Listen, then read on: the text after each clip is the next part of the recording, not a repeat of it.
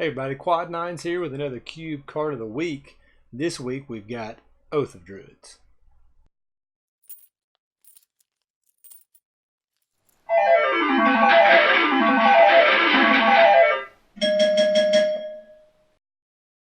So why would you want to play Oath of Druids in your Cube deck? Well, do you like free wins? Because if they play a Mana Dork on turn 1, that's likely to happen. Oath of Druids is a 1 and a green enchantment. And basically it says each turn, one player, the controlling player, looks at the other player and is like, you have more creatures than me. I'm going to flip cards off the top of my deck until I hit a creature. Then I'm going to put it into play. And all the rest of the cards are going in my graveyard. Then when it's their turn, they do the same thing. If it's tied, number of creatures, nothing happens. You can choose not to do it. I don't know why you would, really. But, yeah. So one of the controversies around whether or not you should put Oath of Druids in your deck, or even your cube for that matter, is the deck building constraints it puts on the drafter.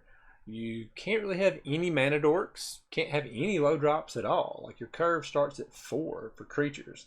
And if you have a 4 or 5 drop in your deck, it needs to be really powerful, like game swinging powerful. Now you can have other ramp. You want, of course, all the Farseeks, Rampant Growth, Cultivates, any of that stuff. Spell-based ramp, good. Of course, you also would like any of the artifact ramp. Soul Ring, Mox Emerald lets you play Oath on turn 1 with any land. And then if you're splashing it in like a Sneak and Show style deck, you've got your green signets. But the problem is, everybody wants those cards. So it's not like somebody's going to pass you a Mox Emerald or Soul Ring, or even one of the green signets, because signets are really good. But the thing is, you want to be able to get your stuff out there fast. So you need ramp, but you can't play the Mana Dork. So it's a real give and take on that whole thing. Now, what you wind up having to do is, you want a lot of card draw, in addition to the creatureless ramp. And you need a lot of interaction. You need some counterspell. You might need some discard, some target removal. Because while you want them to have a creature or two, when you have Oath out, if you don't have Oath out, you can't just let them build up their whole board. So, board wipe, at least one, a little bit of target removal, maybe some bounce, just something like that. As far as like the actual payoffs, I mean, you want the heavy hitters. You need only 1 or 2. If you've got 3 or more, that's getting a little bit fat. But yeah, the main ones that I usually mess with are, we got Woodfall Promise. Now the reason I like this one, but it's not my favorite, is if it comes down and you don't want them to be able to trigger Oath at any time, you just blow up your own Oath. Also, it's got Persist, so it gets to come back and do it again, and it's a big beater. So pretty good value on that one. Of course, any of the Eldrazi Titans, or the Core Set Titans for that matter, but definitely the Eldrazi Titans. That's the big payoff you want there, because they attack once and usually the game's over. Same goes for Blightsteel. Now, the one that I like getting because I like drawing cards is Gristlebrand.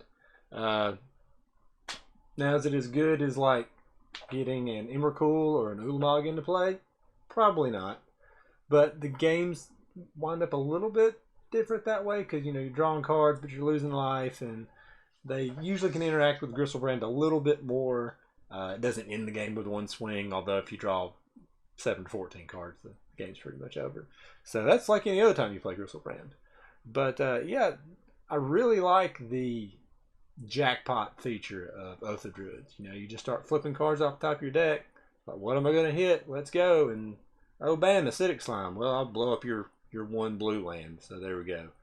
And it's got Death Touch, so it's still a good defender. That's like really low level Oath stuff, though. You don't really want to have all these mid-range cards in there. So we've kind of went over what not to put in your deck and what big finishers you want, but what do you put in there to kind of help you out besides, like, card draw ramp stuff? Like, what specific things really go in this archetype? Well, like I said, there's stuff like Show and Tell, Sneak Attack, even Eureka, although pretty much Show and Tell and Eureka can be really big traps, much bigger than Oath of Druids. There's not many games where my opponent even got an activation of Oath of Druids, much less the first one. So as long as I'm getting the first activation and I've built my deck correctly, I feel pretty good. Like I said, how do you get to the Oath of Druids? Well, you can get a lot of the black tutors, of course, Monarch Tutor, Vampiric, any of these in white. If for some reason you're in white splashing anything, you've got Enlightened Tutor. Another thing to really run is Planeswalkers. Cheap Planeswalkers that you probably would want to run anyway, like Liliana. Either 3-mana Liliana, really. Splashiok, 4-mana Garruk works really well. The reason these are good is they make your opponent play creatures out because they're trying to pressure your Planeswalkers, and bam, you drop the Oath. They're like, oh, what do I do now? Because they can't not play creatures and attack your Planeswalker. Your Planeswalker just kills them. So it definitely has some tension going on. Like, maybe they don't want to play a creature at all. Maybe they feel like they're ahead and they don't have to. That's usually not the case, though. Usually that part of their game plan is getting creatures out there, hitting you, or maybe playing their own Planeswalkers that make creature tokens. Alright, now we've come to the time when I go over social media, like what did Twitter say, what does Reddit say? And there's a lot of opinions, and some people really don't like the card. I thought that most everybody thought it was okay, but a couple people say I'm not playing it, I don't want to play it, you can't make me play it. Fair enough. But some people really love it, and there's some good stories around. And anyway, let's just see what they say. Now, I'm not going to let these sit here for a while, so if you need to pause it to read them, you do that.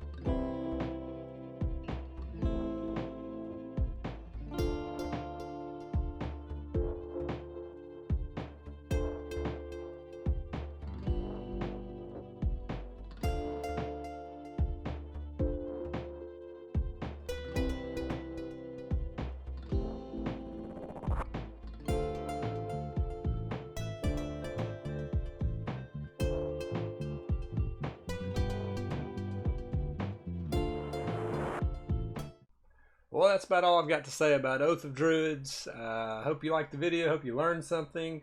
Maybe you've been playing Magic and Cube for a long time and you knew all this about Oath, and your take on Oath is way hotter one way or the other than my take. And that's fair and probably possible. But anyway, like I said, I do like making these videos. I like getting feedback. So whatever you thought, just put it down in the comments below, and maybe I can make this series a little more entertaining, have some really cool cards.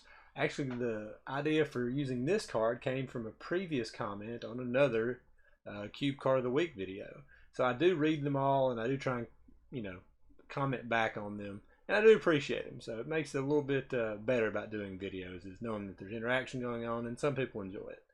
Like I said, I will post something on Twitter, Reddit, just to get ideas and get takes on these different cards.